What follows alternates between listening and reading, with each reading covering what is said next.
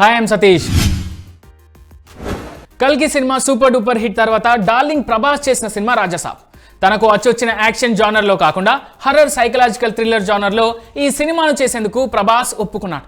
Director Maruti ఈ సినిమాను larger than life లా very గ్రాండియర్గా తెరకెక్కించాడు. Producer TG Vishwaprasad కూడా దాదాపు 500 కోట్ల వరకు బడ్జెట్ పెట్టాడు. ఇలా గ్రాండ్ స్కేల్లో తెరకెక్కి ఎన్నో అంచనాల మధ్య రిలీజ్ అయిన రాజసాబ్ మూవీ బాక్స్ ఆఫీస్ దగ్గర మాత్రం మిక్స్డ్ టాక్ని తెచ్చుకుంది. ప్రభాస్ ఫ్యాన్స్ అయితే కాస్త ఎక్కువగానే నిరుత్సాహపరిచింది. ఈ క్రమంలోనే ఈ మూవీ కలెక్షన్స్ గురించి ఇప్పుడు టాక్ బయటికి వచ్చింది. చాలా ఏరియాల్లో రాజసాబ్ బ్రేక్ ఈవెన్ కు కూడా చేరుకోలేదని, దీంతో రాజసాబ్ 90 నుంచి 100 కోట్ల వరకు నష్టాల పాలయ్యే ఛాన్స్ ఉందని ఫిలిం సర్కిల్లో న్యూస్ వైరల్ అవుతోంది. మరి ఈ టాక్ పై క్లారిటీ రావాలంటే మేకర్స్ నోరు విప్పాల్సింది. జననాయకన్ కు కష్టాలు కామన్లా మారాయి. ఒకటి పోతే మరోటి ఈ మూవీ టీంను చుట్టుముడుతూ తీవ్ర ఇబ్బందులు పాలు చేస్తున్నాయి. రీసెంట్ గా మద్రాస్ హైకోర్టు తన తీర్పును రిజర్వ్ చేయడంతో జననాయకన్ సెన్సార్ వివాదం ఇంకా కంటిన్యూ అవుతూనే ఉంది.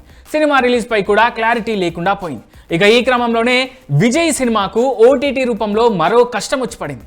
విజయ్ చివరి సినిమా కావడం, జనాల్లో జననాయకన్ పై విపరీతమైన క్రేజ్ ఉండడంతో ఈ మూవీ ఓటీటీ హక్కులను భారీ రేట్కు కొనుగోలు చేసింది అమెజాన్ ప్రైమ్.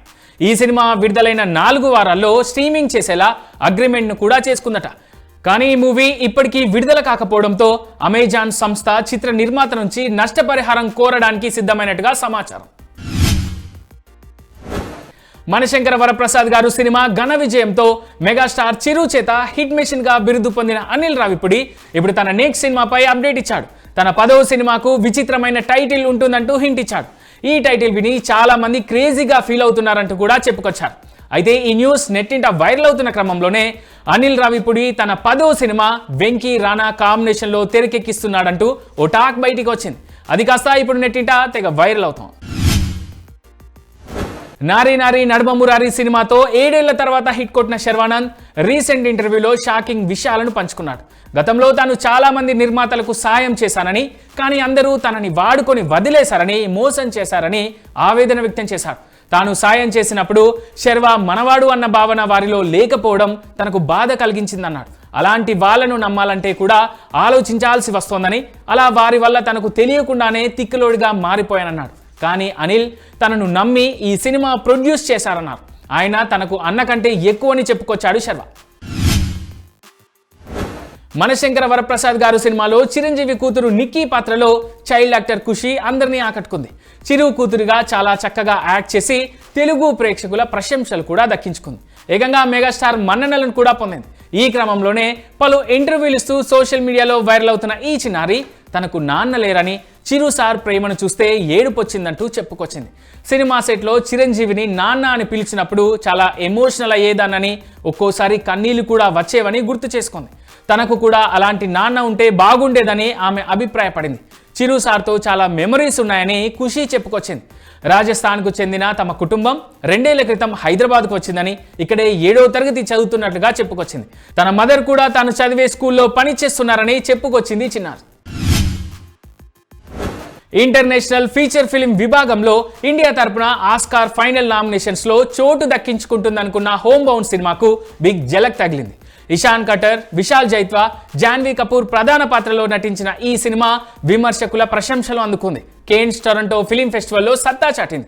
ఇండియా తరపున ఆస్కార్ వెళ్లే జాబితాలో చోటు దక్కించుకుంది. అయితే తాజాగా అనౌన్స్ చేసిన ఆస్కార్ అఫీషియల్ నామినేషన్స్ లో మాత్రం హోమ్ బౌండ్ కు చోటు దక్కకపోవడం ఇండియన్స్ కు బిగ్ షాకింగ్ గా మారింది. ఇక ఇంటర్నేషనల్ ఫీచర్ ఫిల్మ్ విభాగంలో బ్రెజిల్ నుంచి ద సీక్రెట్ ఏజెంట్, ఫ్రాన్స్ నుంచి it was just an accident, Norway నుంచి సెంటిమెంటల్ వాల్యూ, స్పెయిన్ నుంచి సిరట్, ట్యూనీషియా నుంచి ద వాయిస్ ఆఫ్ హింద్ రాజబ్ సినిమాలు ఆస్కార్ 2026 కి నామినేట్ అయ్యాయి.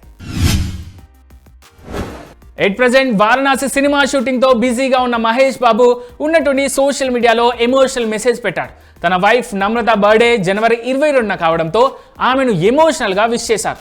హ్యాపీ బర్త్డే ఎన్ఎస్జీ, ప్రతి విషయంలోనూ వెలకట్టలేని ప్రేమతో ఓపికగా నా వెంటే తోడుగా ఉన్నావు, అంతకంటే ఎక్కువ నేనేం కోరుకోలేను అంటూ ఇన్స్టాలో రాసుకొచ్చారు మహేష్ బాబు. ఎట్ ప్రెజెంట్ బాలీవుడ్ లో నటిగా రాణిస్తున్న సయానీ గుప్తా రీసెంట్ ఇంటర్వ్యూలో తన తల్లి దృష్టిలో సినిమా ఇండస్ట్రీ ఎలాంటిదో చెప్పుకొచ్చింది. తన తల్లి సినిమా యాక్టర్స్ క్యారెక్టర్ ను అపార్థం చేసుకుంటుందని, తాను సినిమాల్లోకి వెళతానని చెప్పినప్పుడు కూడా చాలా గొడవ చేసిందని గుర్తు చేసుకుంది. ఓ దశలో సినిమాల్లోకి వెళ్లకుండా ఆపేందుకు తన తల్లి సూసైడ్ అటెంప్ట్ చేసేందుకు ప్రయత్నించిందంటూ చెప్పుకొచ్చింది. అయితే తన తండ్రి కాస్త గట్టిగా సపోర్ట్ చేయడంతో తాను సినిమాల్లోకి రాగలిగానని, ఇప్పుడు నటిగా రాణిస్తున్నట్టు చెప్పుకొచ్చింది బ్యూటీ.